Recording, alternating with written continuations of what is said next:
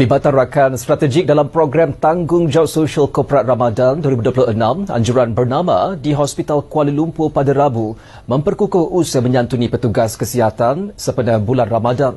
Rakan strategik My Digital ID Sedang Berhad, Perbadanan Nasional Berhad, Canon Marketing Malaysia Sedang Berhad serta YTL Power International Berhad telah menyalurkan sumbangan dalam bentuk wang tunai bagi menjayakan program berkenaan. Ketua Pegawai Komersial My Digital ID Sedang Berhad, Muhammad Sani Yahaya berkata, program tersebut memberi peluang kepada pihaknya untuk turun padang dalam meningkatkan kesedaran orang awam mengenai identifikasi digital.